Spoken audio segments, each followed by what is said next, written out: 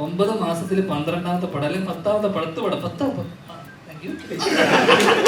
കഴിവില്ലാത്ത ഒരു God gifted ആണ് ഗസ്സിന്ന് തോന്നിയിട്ടുണ്ട് പലപ്പോഴും. ക്രിസ്ത്യാന അങ്ങനെ ഗിഫ്റ്റഡ് അല്ലാന്ന് തോന്നിയിട്ടുണ്ട്, ട്രെയിൻഡ് ആണ്.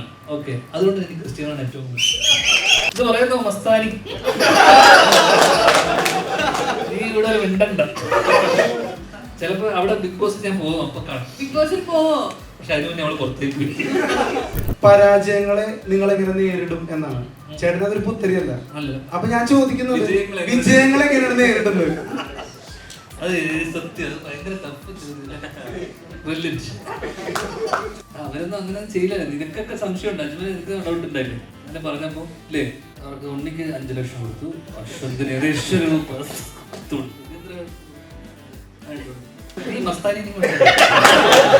കാര്യം മൂവി കൊണ്ടുള്ള സമയം നിനക്ക് എത്ര പൈസ കിട്ടി? എനിക്ക് അവിടുന്ന് കുറച്ച് കൂടുതൽ പൈസ കിട്ടിയപ്പോ നീ ഇപ്പുറത്തോട്ട് ചാടി.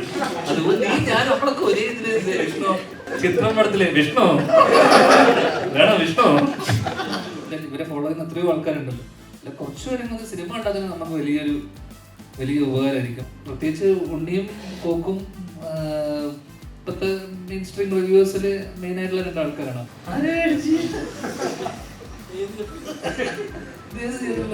ആണോ കാര്യമായിട്ട് ഉണ്ടല്ലോ.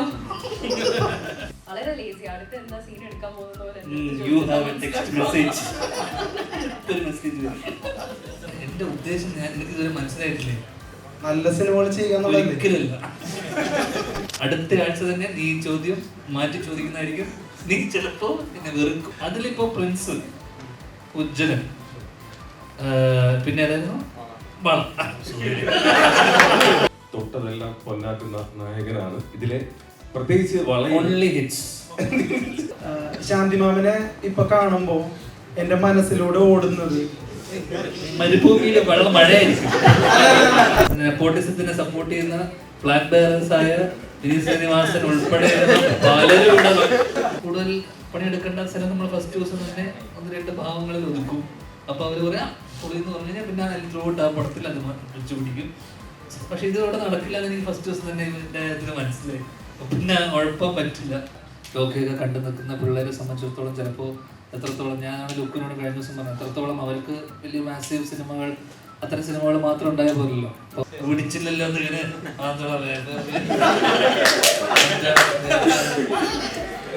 ഇതിലൊരു ഭയങ്കര ഇമ്പോർട്ടൻ്റ് ആയിട്ടുള്ള ഇന്റിമേറ്റ് സീനുണ്ട്. അത് ഗോവിന്ദനാണ്. അപ്പൊ മരുഭൂമി അല്ലെന്ന് മനസ്സിലായി. ഇനി നമുക്കൊരു മഴക്കാലം തന്നെ പ്രതീക്ഷിക്കാം. ഒരിക്കലും ഇല്ല. അവർക്ക് ഉണ്ണിക്ക് 5 ലക്ഷം കൊടുത്തു, അശ്വന്തിന്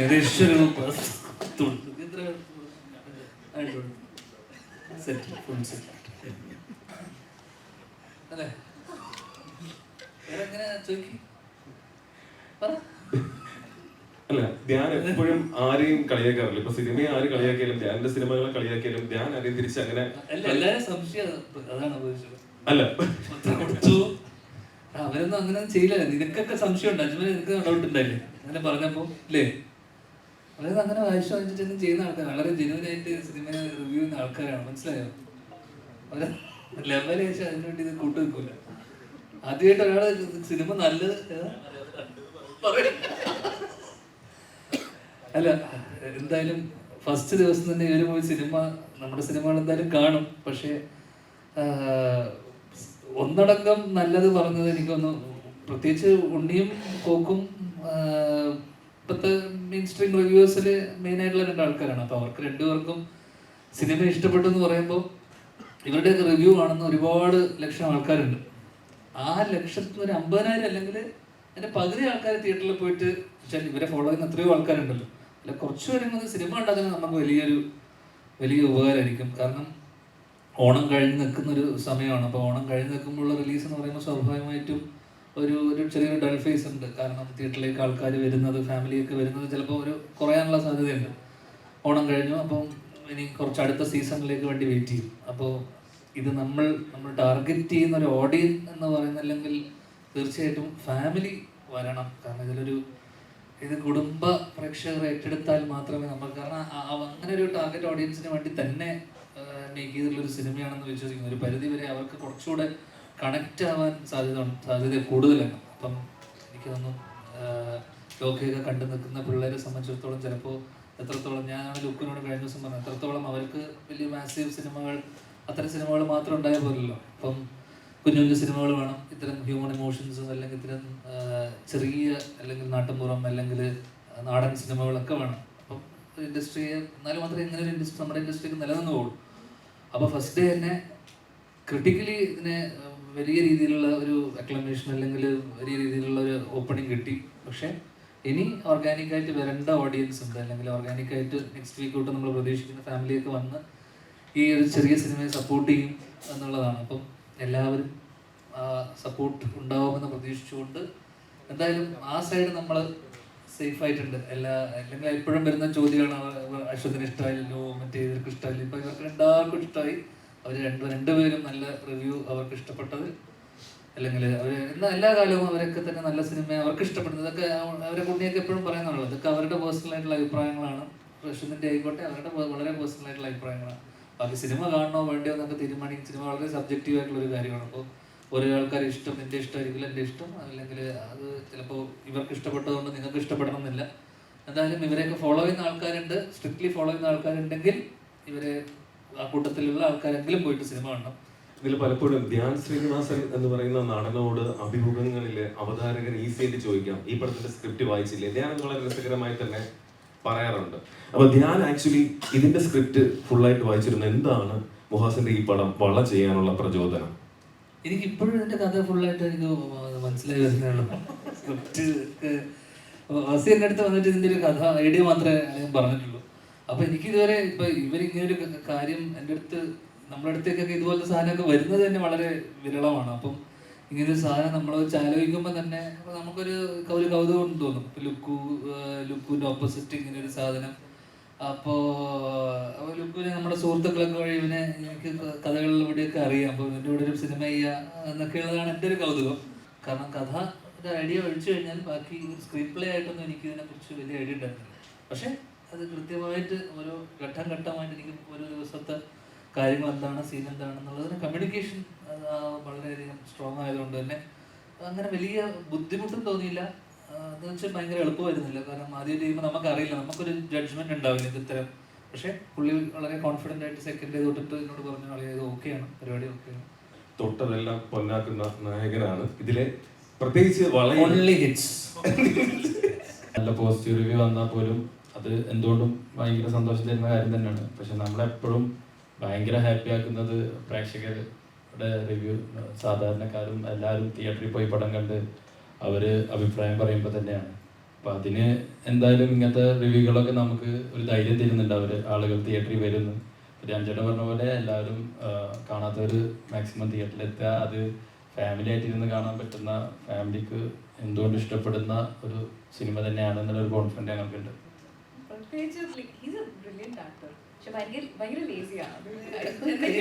ചെറിയ രീതിയിലൊക്കെയുള്ള ഭയങ്കര നാച്ചുറൽ ആക്ടർ. എനിക്ക് അത് ഭയങ്കര ഒബ്സർവ് ചെയ്തിട്ടുള്ള ഒരു സംഭവം. പക്ഷെ വളരെ ലേസി. അടുത്ത എന്താ സീൻ എടുക്കാൻ പോകുന്ന പോലെ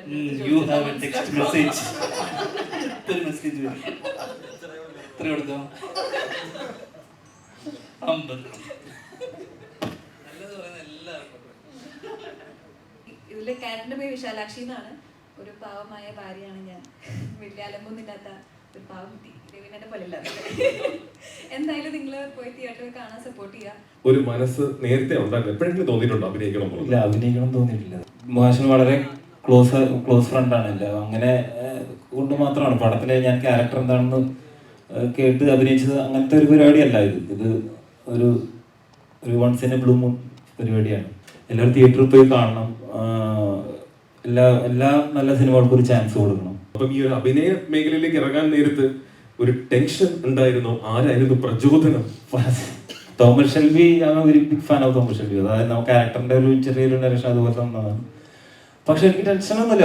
ഇതെന്റെ ജോലിയല്ല, എന്നെ ജോലി ബാധിക്കാനേ പോകുന്നില്ല. അപ്പം എനിക്ക് അങ്ങനെ ഒരു ടെൻഷനൊന്നും ഉണ്ടായിരുന്നില്ല. പിന്നെ എല്ലാവരും അറിയുന്ന ആൾക്കാരാണ്. പിന്നെ ഒരു പെർഫോമൻസ് ആങ്സൈറ്റി ഉണ്ടാവുമല്ലോ, അതുണ്ടായിരുന്നു. വേറെ പിന്നെ ഞാൻ ചേട്ടൻ്റെ ഓപ്പോസിറ്റ് ആയിരുന്നു. ചിരിക്കാതിരിക്കാൻ മാത്രമായിരുന്നു ഞാൻ ചെയ്യേണ്ട ഒരു പരിപാടി. അത് ഞാൻ ചെയ്തു. നന്നായിട്ട് അദ്ദേഹം പറഞ്ഞിരുന്നു. അതിനുശേഷം ഒരു നല്ല ഡയറക്ടർ അറിയാ എത്രത്തോളം ധ്യാൻ ശ്രീനിവാസൻ പെർഫോം ചെയ്യാൻ പറ്റുമെന്നുള്ളത് ഈ സിനിമയിലൂടെ തെളിയിക്കുന്നത്. അപ്പോൾ ആദ്യം ആ റിവ്യൂ കേട്ടപ്പോൾ ഇങ്ങനെയൊക്കെ പറഞ്ഞപ്പോൾ എന്താ ധ്യാനിന്റെ ആദ്യം തോന്നിയത്? എന്താ തോന്നുന്നത് ഇപ്പൊ? അല്ല എന്താ ഒരു നല്ല ഡയറക്ടറുടെ കയ്യിൽ കിട്ടുമ്പോഴാണ് നമ്മളെപ്പോഴും അതല്ലേ പറയുന്നത്. ഇപ്പൊ നേരത്തെ ലുക്ക് പറഞ്ഞു, നമ്മള് only as good as director. ഞാൻ എപ്പോഴും പറഞ്ഞു, I am only as good as my director. അതിവിടെ ഇരിക്കുന്ന എല്ലാവരും ഇപ്പൊ മോസി എന്താണോ പറഞ്ഞിട്ടുള്ളത്, ഞാൻ കാരണം അവരെല്ലാവരും ഞാൻ കോമ്പിനേഷൻ ശീതളൊഴിച്ചും ബാക്കിക്കാരുടെ കോമ്പിനേഷൻ അതിൽ നമ്മളൊക്കെ ചെയ്തിട്ടുള്ളത് മോസിയുടെ കൺവിക്ഷൻ അല്ലെങ്കിൽ മോസി എന്താണോ പറഞ്ഞിട്ടുള്ളത് ഫോളോ ചെയ്യുക എന്നുള്ളത് മാത്രമേ ഉള്ളൂ. അപ്പം നല്ല പണി അറിയാവുന്ന ആൾക്കാരോട് നമ്മൾ ജോലി ചെയ്യുമ്പോൾ ആസ് ആക്ടേഴ്സ് നമുക്കും വളരെയധികം ഗുണം ചെയ്യും. നമ്മളെ അവർ കൃത്യമായിട്ട് നമ്മളെ എവിടെയൊക്കെ പാളിച്ചകളുണ്ട്, ഇത് നേരത്തെ ലുക്ക് പറഞ്ഞു, ഇത് നീ അത് ചെയ്യണ്ട, ഇത് നീ അത് ചെയ്തിട്ടുണ്ട്, ഇത് വേണ്ട, ഇത് റിപ്പീറ്റ് ആവും, ഇത്തരം കാര്യങ്ങൾ നമ്മൾ നിരന്തരമായി നമ്മളെ ഫീഡ് ചെയ്യുകയും നമ്മളെ പറഞ്ഞു തരികയും ചെയ്യുമ്പോൾ നമുക്ക് കാരണം ഇതിപ്പോൾ നിത്യാഭ്യാസമാണ് എന്നെ സംബന്ധിച്ചിടത്തോളം. എല്ലാ ദിവസവും ചെയ്യുന്ന ഒരു കാര്യം ചെയ്തു പോവുക. അപ്പോൾ ചില സ്ഥലങ്ങളിൽ കൂടുതൽ പണിയെടുക്കേണ്ട സ്ഥലം നമ്മൾ ഫസ്റ്റ് ദിവസം തന്നെ 1-2 ഭാവങ്ങളിൽ ഒതുക്കും. അപ്പോൾ അവർ പറയാം പൊളി എന്ന് പറഞ്ഞു കഴിഞ്ഞാൽ പിന്നെ അതിൽ ത്രൂട്ട് ആ പടത്തിൽ അത് വെച്ചു പിടിക്കും. പക്ഷെ ഇത് ഇവിടെ നടക്കില്ല എന്ന് എനിക്ക് ഫസ്റ്റ് ദിവസം തന്നെ ഇതിൻ്റെ ഇതിന് മനസ്സിലായി. അപ്പോൾ പിന്നെ ഉഴപ്പാൻ പറ്റില്ല. അപ്പോൾ പിന്നെ അതുകൊണ്ട് പിന്നെ അങ്ങനെ ഒരു ഉഴപ്പിച്ച് ഒരു ക്യാരക്ടർ വരുന്നില്ല. അപ്പോൾ അതിന് വേണ്ടിയിട്ടായിട്ട് പ്രത്യേകിച്ച് തയ്യാറെടുപ്പൊന്നും ഉണ്ടായിരുന്നില്ല. നമ്മൾ സംസാരിക്കുക എന്നുള്ളതാണ്. നമ്മൾ നിരന്തരമായിട്ട് ഡയറക്ടറുമായിട്ട് സംസാരിക്കുക എന്നുള്ളതാണ്. അശ്വന്ത് പിന്നെ ഞാൻ പലപ്പോഴും പറഞ്ഞിട്ടുണ്ട്, നമ്മുടെ നല്ലത് പറയും, നല്ല സിനിമകൾ വരുന്ന സമയത്ത് നല്ലത് പറയും. പുള്ളിക്ക് ഇതൊക്കെ ഞാൻ പറഞ്ഞല്ലോ, ഇത് അവരുടെ പേഴ്സണലായിട്ടുള്ള ഇഷ്ടങ്ങളും അവർക്ക് ചില സിനിമകൾ നല്ലത് തോന്നുന്നത്, നല്ലത് തോന്നി നല്ലത് പറഞ്ഞു. കുച്ചിലം കഴിഞ്ഞപ്പോൾ എന്നെ വിളിച്ചിരുന്നു, ഇഷ്ടമായെന്ന് പറഞ്ഞു. അപ്പോൾ ഇത് കഴിഞ്ഞിട്ട് എന്നെ വിളിച്ചില്ല. അപ്പോൾ ഞങ്ങൾ കുറച്ചായി സംസാരിച്ചിട്ട്, പക്ഷെ നാളെ വേറെ മോശം വരുമ്പോൾ ഇതിനേക്കാളും മോശം പറയും. അത്രേ ഉള്ളൂ. അങ്ങനെ ഉണ്ടാകും. ഇല്ല, പുള്ളി അയർലൻഡിൽ ഒരു ഷോന് പോയി. അപ്പോൾ ഇവിടെ ഇല്ല.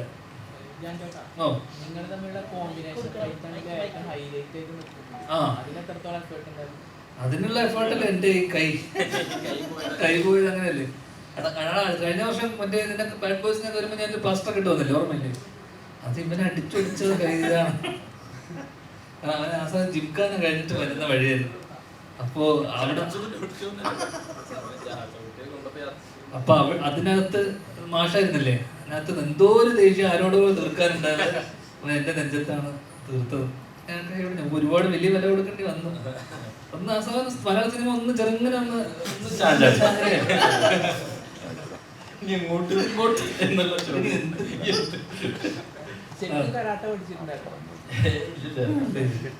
ഇത് കരാട്ടക്കാരൊന്നും ഇങ്ങനൊന്നും അടിക്കൂല. അവരുടെ ടൈമിംഗ് ഉണ്ടാവും. മലയാളികൾ ആദ്യമായിട്ടാണ് ജാപ്പന്റെ ഒരു വില്ലനിസം കാണുന്നത്. സൈക്കോ സ്മൈൽ കാര്യങ്ങളൊക്കെ ഉണ്ടായിരുന്നു. നീ കണ്ടല്ലേ? കാണൂല. അല്ല, അതാണ് ചോദ്യം തന്നെ. സൈക്കോ സ്മൈൽ ഉണ്ടായിരുന്നതിന് എത്ര കയ്യേരി ഉണ്ടായിരുന്നു?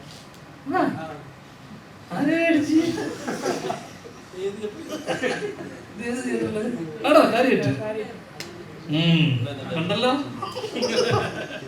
അപ്പൊ അതിനെന്താ ഇപ്പൊ? അല്ലാതെ എങ്ങനെ ഈ വില്ലൻസ് എങ്ങനെ കാണിക്കുന്നു എന്നാണ് ചോദിച്ചത്. ഇതറിഞ്ഞിട്ട് ഇപ്പൊ ബേസിൽ പറഞ്ഞ പോലെ മാറി നിൽക്കും, പ്രാർത്ഥിക്കും, ദൈവമേ ഇത് ശരിയാവണേ കഴിഞ്ഞിട്ടണേന്ന് പ്രാർത്ഥന. കൽസറൊക്കെ പറയുന്ന പോലെ അത് നമ്മളങ്ങനെ എടുക്കുക. യൂണിവേഴ്സ് തരും, എടുക്കും. പിടിച്ചില്ലല്ലോ എന്നിങ്ങനെ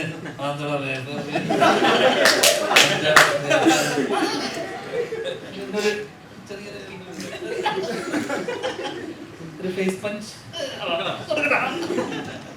ഇത് പറയുന്നു. മസ്താനി, നീ ഇവിടെ മിണ്ടണ്ട.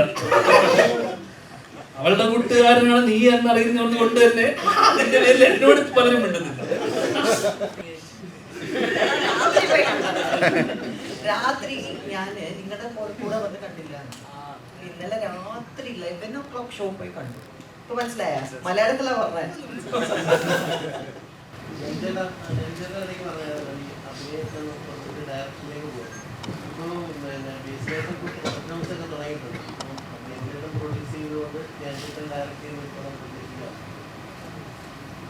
അവന് അത്ര പൈസ ഉണ്ടോ? അല്ല അങ്ങനെ അവൻ ഇപ്പൊ ടൊവിയും രണ്ടൊക്കെ ഉള്ള പടം അല്ലേ? അല്ല അനൗൺസ് ചെയ്താ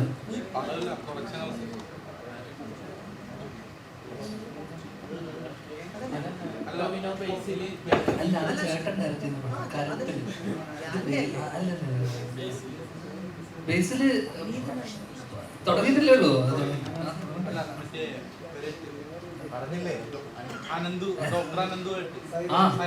അനൗൺസ് ചെയ്തത് ആണോ?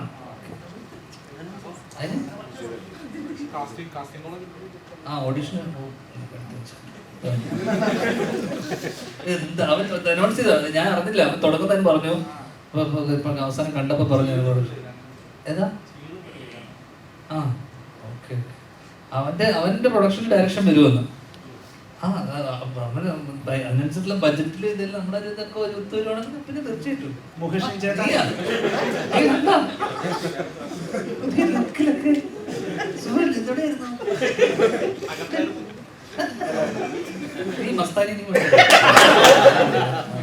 ധ്യാൻ ചേട്ടന്റെ ഒരു സിനിമ സൂപ്പർ ഹിറ്റ് ആവുക എന്ന് പറഞ്ഞാൽ മലയാളി പ്രേക്ഷകർക്ക് അത് മരുഭൂമിയിൽ മഴ പെയ്യുന്ന പോലെയാണ്.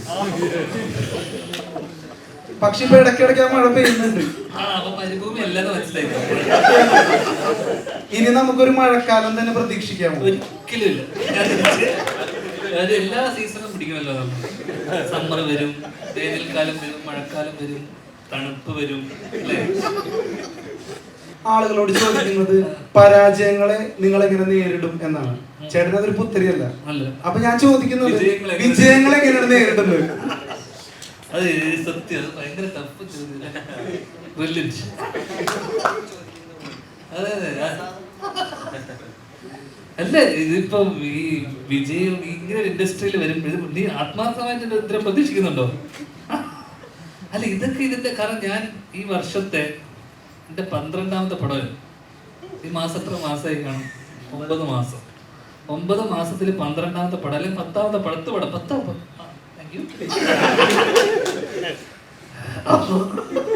10 വരുന്ന പടമായി.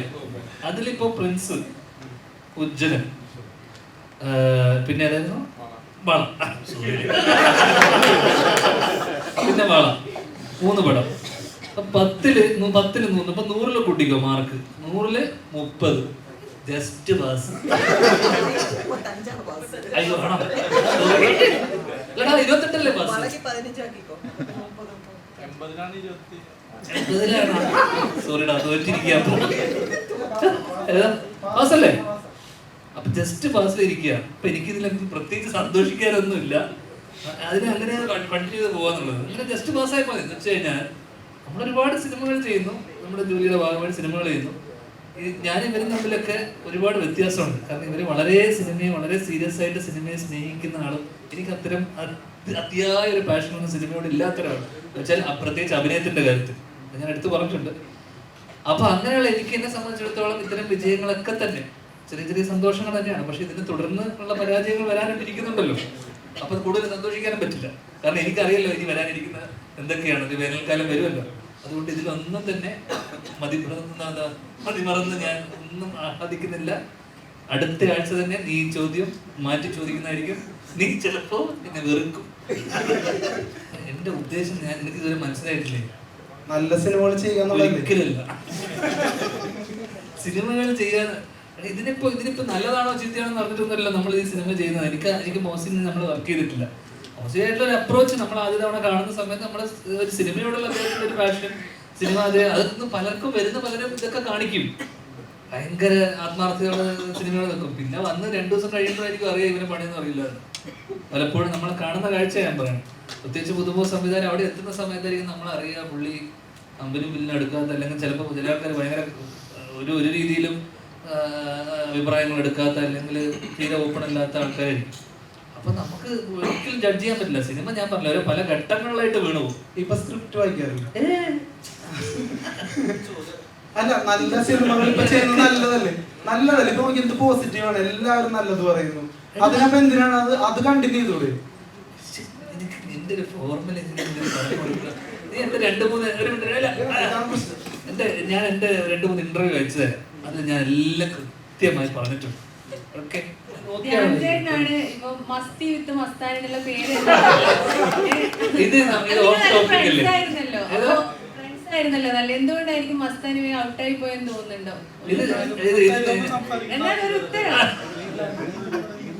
അത് ഇതിനെ കുറിച്ച് ഞാൻ വെറൈറ്റി മീഡിയ തന്നെ ഒരു ഇന്റർവ്യൂ കൊടുക്കുന്നുണ്ട്. അല്ല എന്നാലും നമ്മൾ എല്ലാരോടും പറഞ്ഞൂടെ? അതിന് ഇത് നമ്മൾ വളരെ കുറച്ച് സംസാരിക്കുക. സുഹൃത്തുക്കളല്ലേ? ഓഫ് ടോപ്പിക്, അതുകൊണ്ട് സംസാരിക്കാൻ കംപ്ലീറ്റ്ലി ഓഫ് ടോപ്പിക് ആയിപ്പോയി. ചിലപ്പോ അവിടെ ബിഗ് ബോസ് ഞാൻ പോകും, അപ്പൊ കാണും. ബിഗ് ബോസിൽ പോവോ? പക്ഷെ അതിന് മുന്നേ അവള് പുറത്തേക്ക് പോയി. ആ ഇഷ്ടം ഇതിലൊരു ഭയങ്കര ഇമ്പോർട്ടന്റ് ആയിട്ടുള്ള ഇന്റിമേറ്റ് സീൻ ഉണ്ട്. അത് ഗോവിന്ദനാണ്. എന്നോടാണോ? അപ്പൊ അതിനകത്ത് ധ്യാൻചേട്ടന്റെ ബോഡി വെച്ച് മാത്രം വർക്ക് ആവുന്ന ഒരു ഫണ്ണും ഉണ്ട്. മനസ്സിലായോ? ഇല്ല, മനസ്സിലായില്ല. അതിനങ്ങനെ ഇപ്പം ധ്യാൻചേട്ടന്റെ ബോഡി അത്രയും വൈഡ് ആയതുകൊണ്ട് മാത്രം വർക്ക് ആവുന്ന ഒരു കോമഡി ഉണ്ട്. നിനക്ക് മാത്രം മനസ്സിലാവുന്ന ഒരു കോമഡിയാണ്. ഞാൻ എന്നോട് ഇതൊക്കെ പറഞ്ഞല്ലേ കഴിഞ്ഞ. നീ ഇങ്ങനെ അവനെ പോലെ ചോദിക്കും. അവനെ വല്ലപ്പോഴും കാണുന്നതായിരിക്കും. നിന്നെ ഞാൻ അടുക്കള കാണുന്നല്ലേ. ഞാൻ ചോദിക്കട്ടെ, കഴിഞ്ഞ എന്നോട് ഞാൻ പറയാം, കഴിഞ്ഞ മൂവി കൊണ്ടുള്ള സമയത്ത് നിനക്ക് എത്ര പൈസ കിട്ടി? എനിക്ക് അവിടെ നിന്ന് കുറച്ച് കൂടുതൽ പൈസ കിട്ടിയപ്പോ നീ ഇപ്പുറത്തോട്ട് ചാടി. അതുകൊണ്ട് നീ ഞാൻ നമ്മളൊക്കെ ഒരേ ഇതിന് ഇഷ്ടം വേണോ ഇതിന് ഉത്തരം? ഈ മോംസിന് രാജേഷിനെ അവന്റെ ചെറിയ ഇപ്പോഴും വിഷ്ണു മറ്റേ ചിത്രം പടത്തിലെ വിഷ്ണു വേണോ? വിഷ്ണു ധ്യാൻചേട്ടന് ഏറ്റവും ജെന്യുവൻ ആയിട്ടുള്ള ഒരു റിവ്യൂവർ ശ്രീനിവാസൻ സാറാണെന്ന് എനിക്ക് തോന്നിയിട്ടുണ്ട്. അപ്പം അദ്ദേഹം ജെന്യുവൻ ആയിട്ട്, അതെ അങ്ങനെ പറയാം. അപ്പം അദ്ദേഹം ഈ സിനിമ കാണുന്നതിനെ പറ്റി എന്തെങ്കിലും പറഞ്ഞു? ഈ സിനിമയെ പറ്റി സംസാരിച്ചിരുന്നോ? ഇല്ല. ഞാൻ കുറച്ച് ദിവസമായി വീട്ടിൽ പോയിട്ട്. അപ്പൊ ഞാൻ ഷൂട്ടിലായിരുന്നു പാലക്കാട്. അപ്പൊ അതുകൊണ്ട് കുറച്ച് മാസമായി, ഒരു 1.5 മാസമായി കണ്ടിട്ട്. ഓണത്തിനൊന്ന് കണ്ടു ജസ്റ്റ്. അതിനെ കുറിച്ച് സിനിമയൊന്നും ഞങ്ങൾ പൊതുവെ ഞങ്ങളെ ചർച്ചാ വിഷയമല്ല. ഏറ്റവും കൂടുതൽ ഹിറ്റ് അടിക്കുന്ന മനുഷ്യനാ. ആലോചിച്ച് നോക്കും, നിങ്ങളെല്ലാ പടവും ഹിറ്റാ അല്ലേ? അപ്പൊ ഇതും ഇത്രയും സിനിമകൾ ചെയ്തിട്ട് ഇപ്പൊ ഞാൻ എപ്പോഴും സിനിമ, നമ്മളൊക്കെ സിനിമ വരുന്ന സമയത്ത് താഴെ എഴുതി കാണുന്ന ഒരു, നേരത്തെ അവൻ ചോദിച്ചൊരു ചോദ്യമുണ്ട്, ലുക്കുവിന്റെ ഒരു ജേണി. അപ്പൊ അതിൽ അവൻ എന്നോട് പറഞ്ഞ കുറെ കാര്യങ്ങൾ ഞാൻ പിന്നെ പൊക്കി പറഞ്ഞു. അപ്പൊ അതിനകത്ത് എപ്പോഴും ആൾക്കാർ പറയുന്ന ഒരു കാര്യം, ഇവിടെ കഴിവുള്ള കുറേ പേര് പുറത്തുണ്ട് അല്ലെ, ഒരുപാട് പേര് പുറത്തുണ്ട്. ഇവരെയൊക്കെ വന്നു കഴിഞ്ഞാൽ അങ്ങനെയുള്ള ആൾക്കാരെ കൊണ്ടുവരണം മലയാള സിനിമ. അങ്ങനെ നിങ്ങളുടെ കൂട്ടത്തിൽ നിന്ന് അല്ലെങ്കിൽ അങ്ങനെയുള്ള സാധാരണ ആൾക്കാരുടെ നിന്ന് വന്ന ഒരാളാണ് ലുക്ക്. മനസ്സിലായി? അത് ചെറിയ കാര്യമൊന്നുമല്ല. ഇങ്ങനെ ഇൻഡസ്ട്രിയിൽ പ്രത്യേകിച്ച് നെപ്പോട്ടിസത്തിനെ സപ്പോർട്ട് ചെയ്യുന്ന ഫ്ലാഗ് ബെയറേഴ്സ് ആയ വിനീത് ശ്രീനിവാസൻ ഉൾപ്പെടെ പലരും ഇവിടെ മറ്റേ കൊടികൊത്ത് വാഴുന്ന ഇൻഡസ്ട്രിയിലാണ് ലുക്കുവിനെ പോലെ ഒരാള് കൺസിസ്റ്റന്റ് ആയിട്ട് സിനിമകൾ ചെയ്ത്. അപ്പൊ പണ്ട് ഇവൻ എന്നോട് പറഞ്ഞൊരു കാര്യം എന്ന് വെച്ച് കഴിഞ്ഞാൽ, പണ്ട് നടന്മാരുടെ ഒക്കെ ഇതിനകത്ത് താഴെ കമന്റ് ഇടും. ഏത് ഹായ് ഇല്ലടാ അവരെ ഫോട്ടോന്റെ താഴെ എല്ലാം എന്തെങ്കിലും ഇടുമ്പോ താഴെ സൂപ്പർ അങ്ങനെ ലൈക്ക് കിട്ടിയിട്ടല്ലേ മെസ്സേജ് അയക്കുക.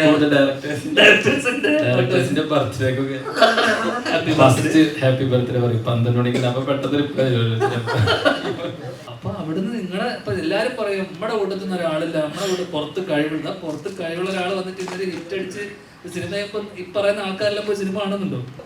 ശാന്തിമാമനെ ഇപ്പൊ കാണുമ്പോ എന്റെ മനസ്സിലൂടെ ഓടുന്നത് മരുഭൂമിയിലെ വെള്ളം മഴയായിരിക്കും. ലാലേട്ടന്റെ പിൻഗാമി എന്നുള്ള സിനിമയിലെ ഒരു താരാട്ട് പാട്ടാണ് വെണ്ണിലാവു ചന്ദനമോ എന്നുള്ള പാട്ട്.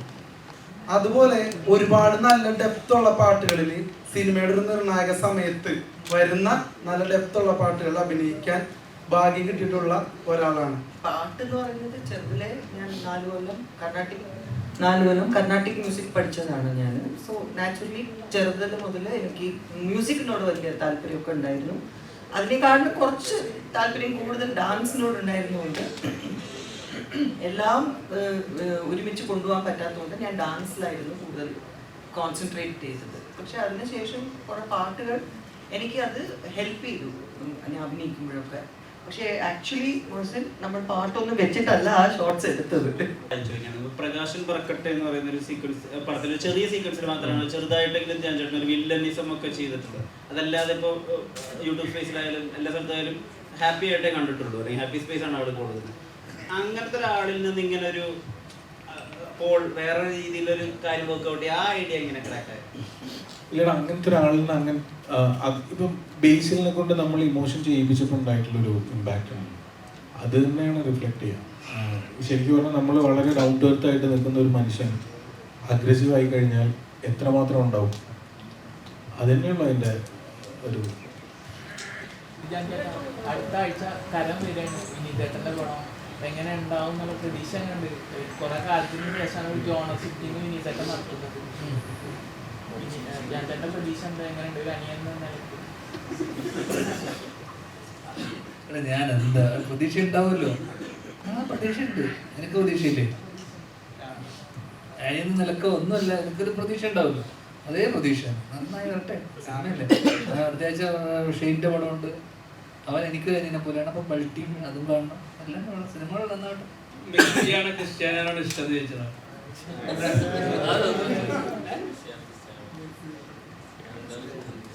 അത് ഭയങ്കര ടഫ് ചോദ്യമാണ്. ഒന്ന് ഇപ്പം മോഹൻലാലാണോ മമ്മൂട്ടിയാണോ എന്നൊക്കെ ചോദിക്കുന്ന പോലെയാണ് ആ ചോദ്യം. എനി ഡേ മെസ്സിയാണ് ലോകത്തിന്റെ ഏറ്റവും ബെസ്റ്റ് പ്ലെയർ എന്ന് ഞാൻ വിശ്വസിക്കുന്നു. ഓക്കെ, പക്ഷേ നേരത്തെ പറഞ്ഞ പോലെ ഏറ്റവും ട്രെയിൻഡ് ആയിട്ടുള്ള പ്ലെയർ അല്ലെങ്കിൽ ഏറ്റവും കഴിവില്ലാത്ത ഒരു ഗോഡ് ഗിഫ്റ്റഡ് ആണ് മെസ്സി എന്ന് തോന്നിയിട്ടുണ്ട് പലപ്പോഴും. ക്രിസ്ത്യാനോ അങ്ങനെ ഗിഫ്റ്റഡ് അല്ല എന്ന് തോന്നിയിട്ടുണ്ട്, ട്രെയിൻഡ് ആണ്. ഓക്കെ, അതുകൊണ്ട് എനിക്ക് ക്രിസ്ത്യാനോ ഏറ്റവും